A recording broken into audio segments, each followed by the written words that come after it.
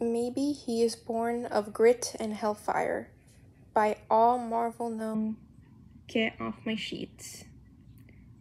Chapter 1, July 2018. Foggy and Matt were in the main lobby of the courthouse, waiting for Karen to return from the restroom and trying to avoid having to go out into the sweltering summer heat in their court clothes. Next to him, Foggy scrolled through his emails on his phone, occasionally tapping on the screen. With his familiar presence beside him, Matt let his senses idly roam over the room, hand still resting at Foggy's elbow. It was here that Matt found him. Foggy turned his head as he felt Matt's hand clench on his arm. "Matt, what's wrong?" His voice dropped down to a whisper. "Do you hear something?"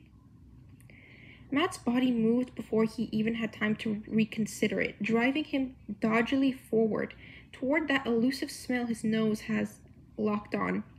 Absently dragging Foggy along with the tight grip he had on his jacket, the two of them were brought up short as Matt stopped in front of a woman, holding the hand of a young boy, waiting outside one of the courtrooms.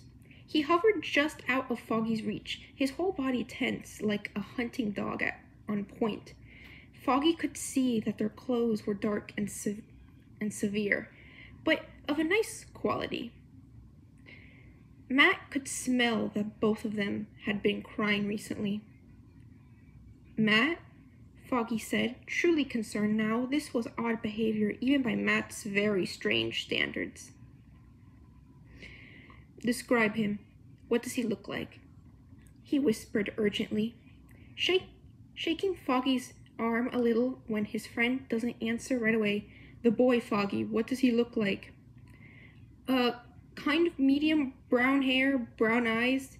He's pretty cute, like 5 or 6 years old." He shifted uncomfortably.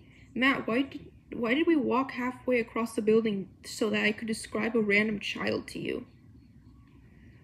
His little heart was faster than he'd normally expect, but it was beating out a light, steady rhythm, and Foggy's mouth dropped open when Matt breathed. "I think he's my son." Appalled, Foggy hissed, "You think, Matt? What the fuck?" "Keep your voice down. You'll scare his guardian," Matt murmured, pulling them both back a little more. As though he can't help himself, Foggy said, "Matt, Jesus Christ, Matt." His hand gripped his shoulder tightly, his heartbeat spiking. His face was still directed toward the little boy and the woman. "He's got your nose, Matt, and your chin. He's even got your ears. He looks like your old man, Matt."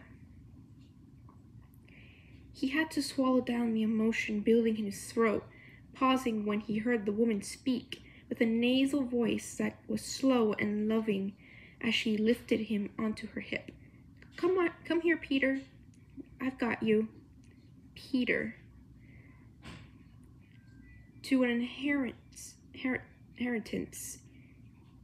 incompatible and undefiled, that fadeth not away, reserved in heaven for you," Matt murmured.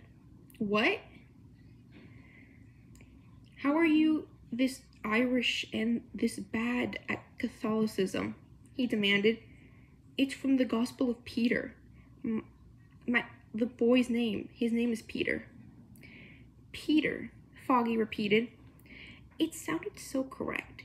Hearing someone else say it, hearing someone he loved saying the child's name, gentle and reverent. "Yeah, he looks like a Peter. Do you recognize his mom, buddy?" "The woman with him isn't his biological mother. Everyone has a scent signature, an olfactor footprint, but you get your signature from a combination of pheromones from your parents. I'm 90% sure that he's mine." Even after saying it, he couldn't quite get the information to absorb into his brain. "But I'm also 99% sure she isn't related to him." Though the part of Peter's scent signature that belonged to his biological mother was enticingly familiar, Matt chalked that up to obviously having encountered it before. The only thing he knew for sure was that it wasn't Karen or Electra, the two women he was most familiar with by scent, nor was it the woman holding him. "You're saying you tracked this kid halfway across the courthouse because he smells like you?" Foggy demanded, incredulous. "Yes," Matt said firmly, with a shrug. "A person that smelled like me, Foggy. Only 3 options for that. Either I have a child, Maggie decided to show up at the courthouse, or my dad came back from the dead. I knew which of them was most probable."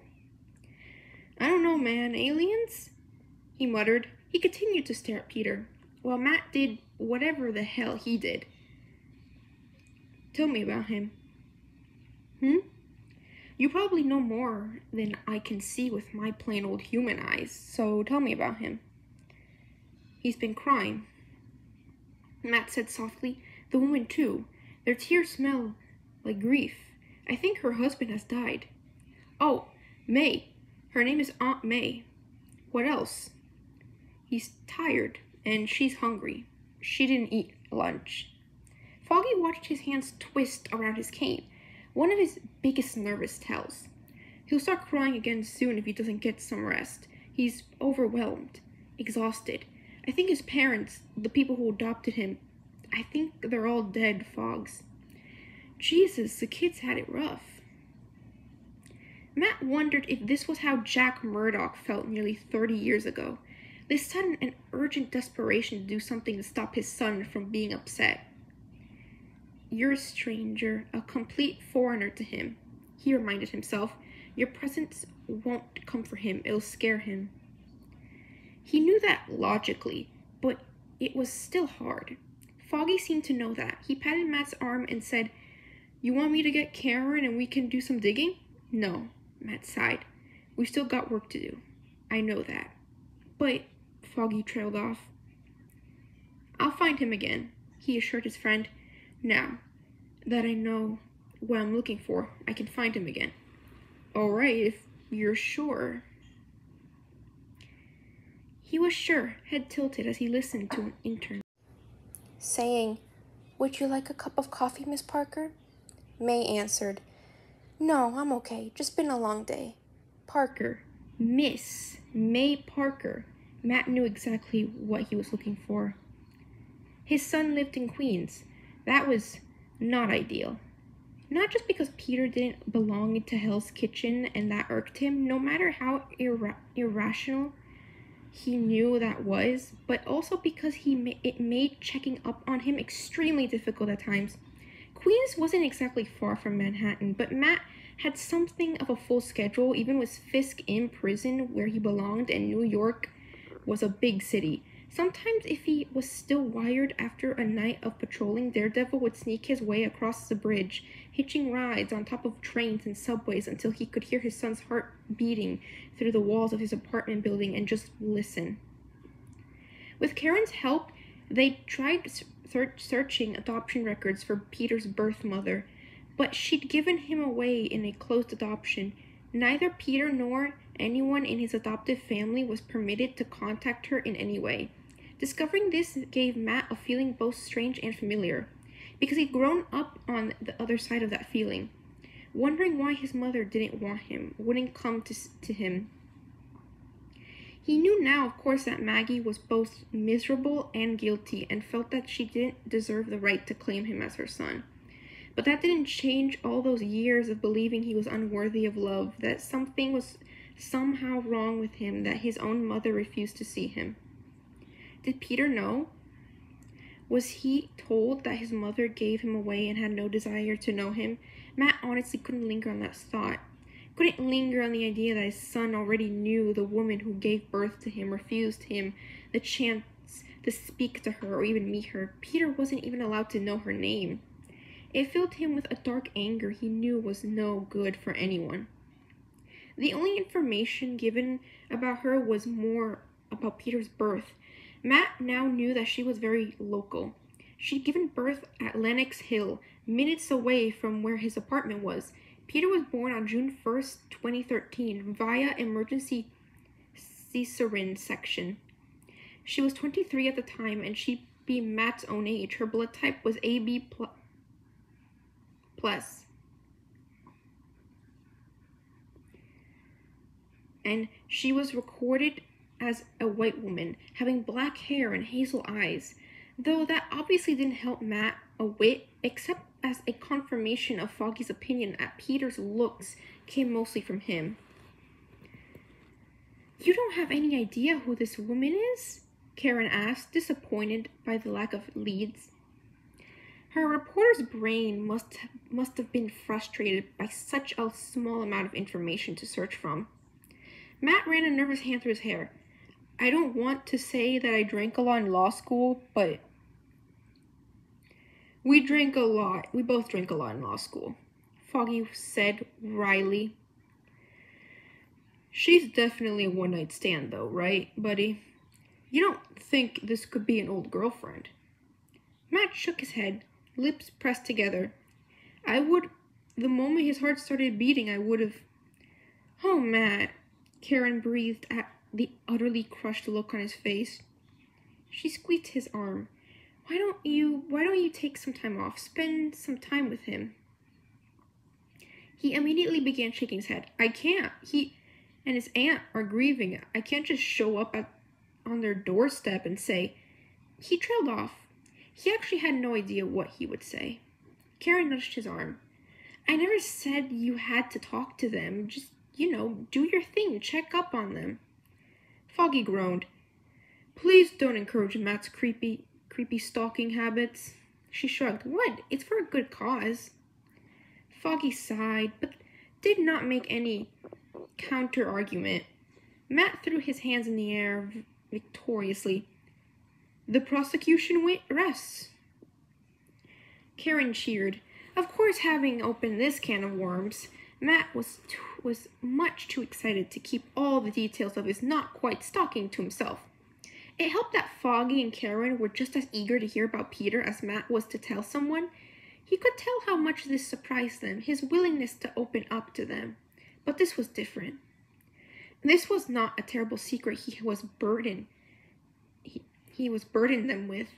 It felt more like a gift he had a part, however small, in creating something good and innocent, and Peter was.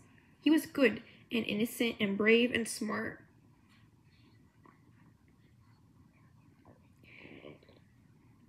"He has his own Foggy," he told them one night, grinning wildly as his trip across 2 boroughs.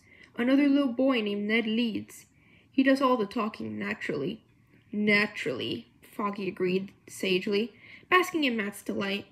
He didn't even remember the last time he saw his friend this happy. And I'll bet our boy Pete is the ideas man." Matt's goofy grin spoke for itself. Karen leaned forward, small hand navigating the cartons of Chinese takeout, to take his hand with a more serious tone. Do you plan on telling Maggie that she has a grandson?" From the truly stricken look on Matt's face, it was clear he hadn't even thought of that. I don't know if I can," he admitted. "I mean, she doesn't actually have one, does she? It feels cruel to tell her that he exists only to tell her in the next breath that she can't see him, maybe not ever." Quietly, Foggy asked, "You don't plan on telling Peter that you're his biological father? You don't want to spend time with him in person?" "He lost his parents, his uncle. I don't want to be another person he loses, Fog. I don't plan on dying anytime soon," he added quickly. His heart rates were speeding up in a way that couldn't possibly be comfortable. "But I'm aware that there's a risk, and he doesn't deserve to be the one to absorb them. Guys, he's so normal. He's so happy, even after losing so many people he loves. I don't think I'm the best person for him to be around. Watch out for those Murdoch boys. They got the devil in them." His boy didn't need to be hanging around with the devil. Peter wasn't a Murdoch, and maybe if Matt made sure the angry beast inside himself stayed far away from the little boy, Peter might have half a chance of escaping the fate of his father and grandfather. It hurt. He wouldn't pretend otherwise, but Matt genuinely believed it was safer for his son if he continued to keep his distance.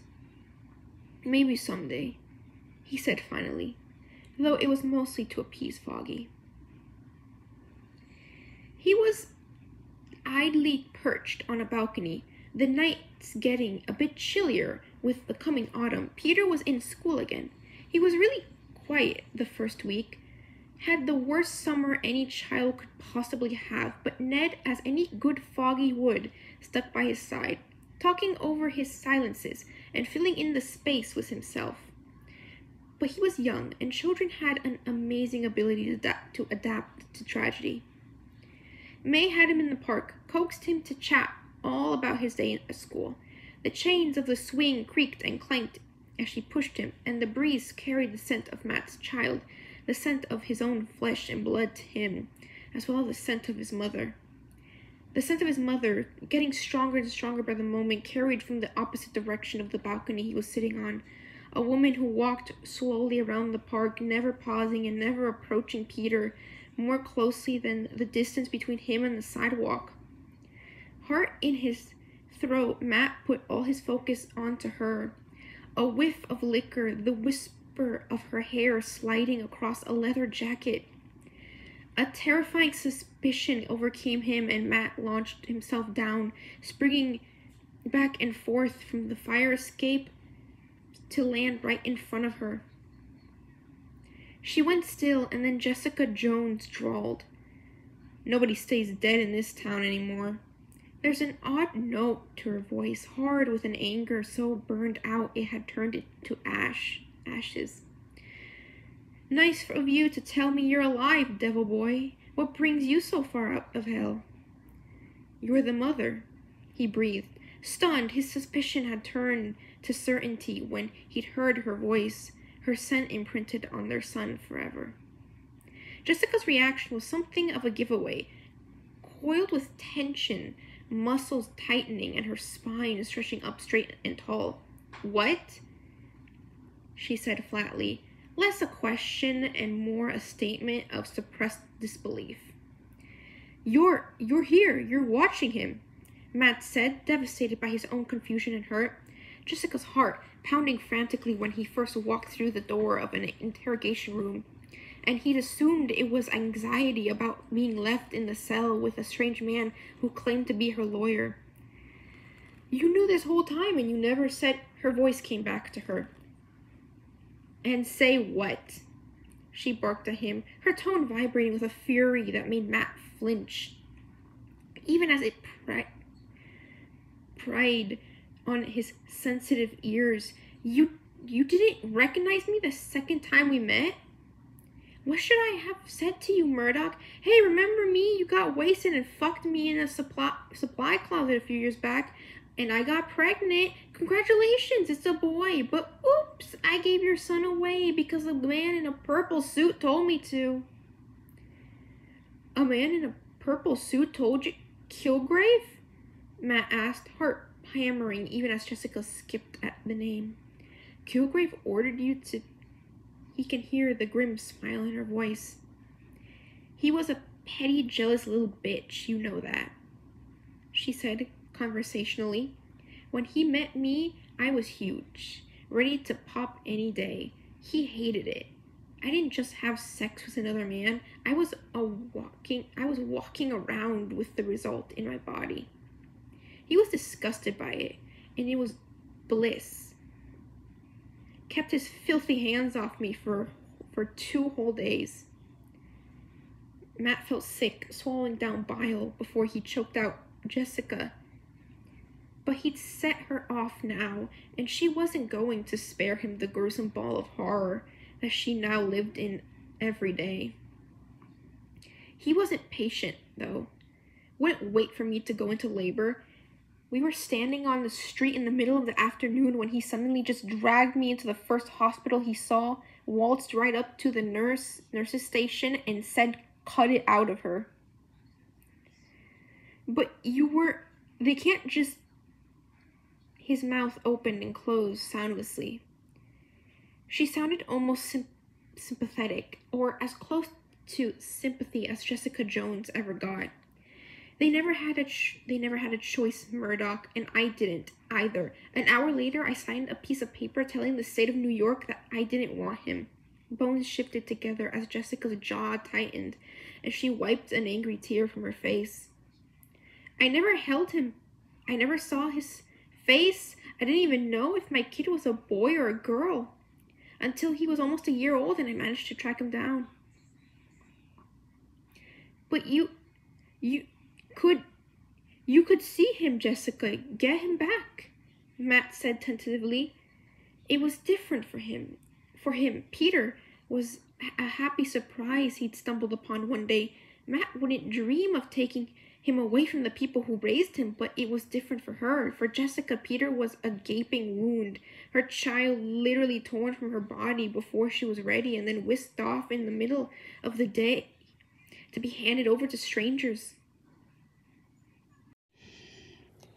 Her tone went back to hard and cold, all kindness wiped clean. Yes, sue for my kid, back by telling the courts an Englishman in a stupid suit told me I should give my son away, so that Peter can spend his life in a one-bedroom that doubles as my office with a mother who needs 2 bottles of whiskey to get to sleep. I've had to replace my front door 3 times. Someone tried to shoot me through my living room window less than 6 months ago. I've had the shit beat out of me twice in my own house. That sounds like where you want your son to live, Murdoch, because I sure as hell don't want mine living like that. They were both silent. Jessica's head turned back to where May still pushed Peter on the swings, both of his parents silently watching in their own ways, Jessica with her eyes and Matt with his ears. Jessica never said it. She hated even to think about it, but taking Peter away from her might have been the one and only favor Kilgrave ever did for her. Even as he broke her mind and used her body as his plaything, he'd saved Peter from any more of his attentions and from growing up in the custody of a mother whose mind had been shattered beyond recognition. Maybe I would have, she said finally as May took Peter's hand and they began walking home. If I thought they shouldn't have a kid either. But the Parkers were nice people, good parents. May is too. She'll take good care of him. I know, Matt said after a moment. I started checking on him a couple months ago. What I found out. How? She asked, pushing off from the brick of the building. Without saying a word, they both began following May and Peter back to their apartment.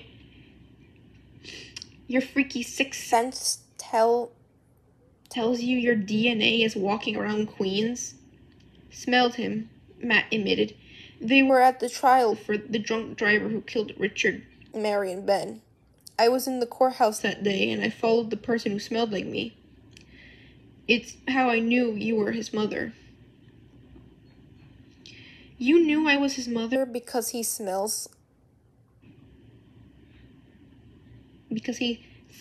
like you? Jessica asked, almost deliberately stupid. Smells like both of us, Matt grunted. Every child gets their smell from their parents. I don't have to see him or you. I may not remember sleeping with you, but I knew who he belonged to. Jessica made a sound, nearly inaudible, a laugh or a sob choked off before it was given true life. I check on him once or twice a month. Make sure he's, living a normal life. Make sure he's happy and healthy and loved. Jessica didn't have to say it for Matt to hear her. Are you gonna, meet him? No, he said firmly. I think he'd be better off without the devil at his door. She laughed, low and cynical. Yeah, she nudged him, almost playfully. Without us there to screw him up, this kid's got half a chance, Murdoch. I hate to say this, Jones, but I agree with you. Her laugh was fuller and truer the second time. Asshole. You missed me, admit it. he said, grinning sharply. Can I plead insanity? She asked dryly. It was a system that worked perfectly. They got to see their son, and their son didn't have to have the burden of a pair of fucked up adults who could barely hold their lives together.